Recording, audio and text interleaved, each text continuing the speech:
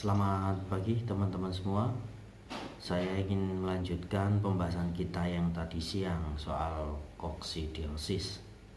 Kalau tadi siang kita sudah mengetahui apa itu koksidiosis, bagaimana penyebarannya. Kali ini saya ingin menyampaikan soal bagaimana penanggulangan dan pengobatan dari penyakit koksidiosis ini. Nah, koksidiosis teman-teman disebabkan oleh protozoa, jadi sedikit berbeda dengan cara penularan bakteri maupun virus. Begitu juga cara penanganannya. Kalau bakteri atau virus bisa langsung dari ayam ke ayam, dari ayam yang terkena penyakit ke ayam yang sehat. Kalau koksidiosis tentu ada perantaranya, ya kan? Nah, salah satunya serangga, bisa karena burung atau dari debu juga bisa. Yang pasti semua itu terkontaminasi oleh okista yang dikeluarkan oleh si protozoa ini untuk berkembang ya. Nah, siklusnya yang sebenarnya tidak terlampau panjang ini memberikan celah ke kita untuk mencegah sebelum protozoa ini berkembang menjadi banyak. Nah, oleh karena itu belakangan ini peternak lebih mengutamakan untuk pencegahan atau pengobatan preventif, yaitu dengan memberikan anti koksidiasis ya, anti koksidia ke pakan misalnya atau ke minumannya, supaya populasi dari protozoa ini tidak meledak. Nah, pengobatan sebenarnya tidak begitu ampuh ya kalau sudah meluas gitu, karena banyak sekali obat-obatan sekarang ini yang protozoa ini sudah kebal ya teman-teman ya. Walaupun masih ada beberapa obat yang tentunya masih efektif untuk satu atau dua jenis Emilia ini, namun biasanya tidak semua jenis dari satu jenis obat itu dapat membunuh semuanya, biasanya tidak, hanya beberapa saja. Nah, oleh karena itu untuk pencegahan ini sangat dianjurkan ya, daripada pengobatan setelah terjadinya lonjakan-lonjakan atau ledakan-ledakan jangkitan pada ayam yang kita pelihara. Nah, untuk pengendaliannya atau pencegahannya teman-teman bisa dengan menggunakan sistem sanitasi yang baik, kemudian diberikan disinfektan. Tapi pada dasarnya teman-teman, disinfektan ini juga tidak begitu efektif sih, tapi sanitasi cukup efektif ya.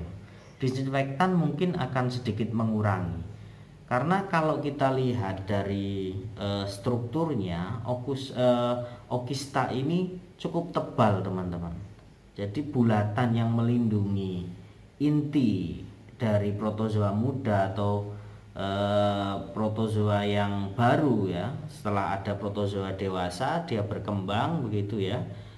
Yang muda ini dilindungi oleh okista yang cukup tebal. Jadi disinfektan ini sebenarnya tidak begitu efektif, namun dapat mengurangi populasinya. Jadi tetap diperlukan gitu, walaupun tidak terlampau efektif. Tapi untuk sanitasi ini sangat perlu.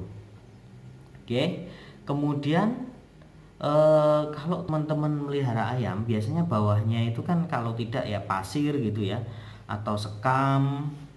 Untuk lapaknya itu usahakan kering ya, jangan sampai lembab basah gitu, karena itu adalah tempat yang potensial untuk si protozoa ini bertahan. Jadi dia tidak terus mati gitu kan kalau basah.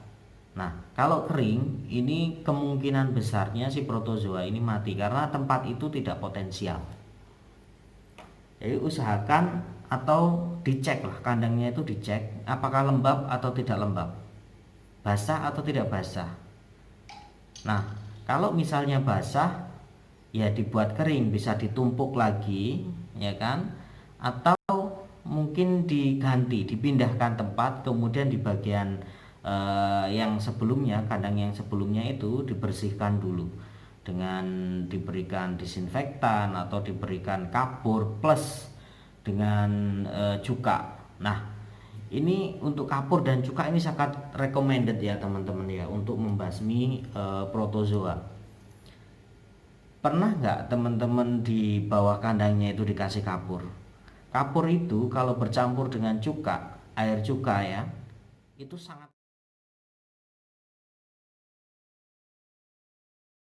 ini jalurnya blooding karena patah. Kita pakai anti blooding. Bos, tahan saya. Mantap tekan tahan bukan ini sore. Kita pakai ini. Oke. Lihat aksinya. Orang menit lambat.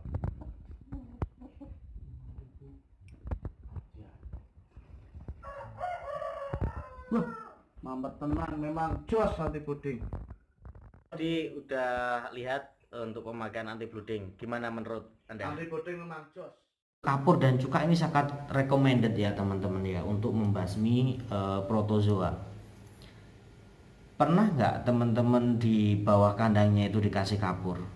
Kapur itu kalau bercampur dengan cuka, air cuka ya, itu sangat panas dan protozoa rentan sekali dengan suhu tinggi. Di atas 50 derajat dia mati. Nah, ini bisa dicoba ya teman-teman ya. Kalau saya sendiri pernah membuat satu kandang yang di luar ruangan, yang hujan kehujanan, panas kepanasan. Pada musim hujan, awal-awal musim hujan itu sering sekali terjadi serangan koksidiosis. Itu saya atasi dengan menggunakan kapur plus dengan air cuka. Ini cukup efektif dan sudah saya buktikan. Teman-teman bisa buktikan juga ya. Nanti hasilnya bisa share di kolom komentar ya. Itu tips ya, tips. Jadi kalau misalnya di bawahnya itu basah, ya dibuat kering gitu ya. Bisa dengan dipindahkan, ditambah sekam bisa, atau diberikan tadi kapur plus dengan air cuka. Nah, kemudian pencegahan selanjutnya dengan cara vaksinasi. Ini cukup efektif ya. Jadi istilahnya itu lebih baik mencegah daripada mengobati ya, seperti ini. Karena banyak sekali obat-obatan yang sudah tidak efektif. Ya bukan salah obatnya juga sebenarnya sih. Ini kesalahan peternak yang tidak memahami bagaimana pengaplikasian obat. Harusnya kalau misalnya diberikan obat sekali itu misalnya sudah ada mereda gitu kan, dia sudah dihentikan, tidak dilanjutkan 3 atau 7 hari begitu, untuk memastikan bahwa si penyakit ini mati. Nah, ini satu kesalahan yang sering dilakukan oleh banyak peternak, sehingga pada jangkitan berikutnya si penyakit ini jadinya kebal. Kalau kita menilik di pakan ayam ya, di pakan ayam pabrikan, mereka biasanya menyertakan anti koksidiasis. Jadi di pakan butir yang kita beli itu biasanya sudah mengandung anti koksidiasis ya teman-teman ya. Jadi rasa-rasanya sih kalau misalnya kita beli pakan yang pabrikan yang kemasan rapat itu cukup bagus ya, untuk mencegah, artinya untuk mencegah pertumbuhan protozoa sehingga meledak dan mengakibatkan jangkitan ke ayam kita. Karena pada dasarnya kalau misalnya sedikit protozoa perkembangan sedikit, ayam ini tidak terganggu sih sebenarnya. Yang jadi terganggu itu kalau ledakannya cukup tinggi sehingga mengganggu di pencernaan ayam. Karena untuk protozoa ini kan menempel ya di dinding usus. Jadi dari panjangnya usus itu nanti almeranya itu macam-macam. Dia punya tempat-tempat kesukaan yang sudah saya terangkan di part 1 ya. Nah, anti koksidiasis atau biasa disebut koksidiostat ini ada di makanan atau ransum yang kita beli dari pabrikan, teman-teman.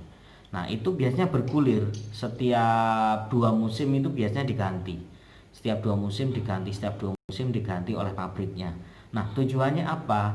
Tujuannya biar tidak terjadi kekebalan terhadap anti koksidiasis yang awal ya. Kalau misalnya AA terus gitu kan, itu nanti akan menimbulkan istilahnya kekebalan gitu. Sehingga diganti formula baru. Ini untuk mencegah kekebalan berulang ya. Jadi kalau A gitu sudah agak lama diganti B, sehingga si protozoa ini kalaupun terjadi jangkitan itu dia tidak kebal. Tujuannya itu. Nah, begitu juga dengan cara pengobatan kita. Kalau misalnya jangkitan pertama kali ini menggunakan obat A itu ya sembuh, jangan kemudian yang selanjutnya dikasih obat A lagi gitu. Jadi bergulir setidaknya 2 musim, 2 musim ganti, 2 musim ganti gitu ya, sehingga tidak terjadi kekebalan. Nah, tadi vaksinasi ya, kemudian diberikan anti koksidiasis, kemudian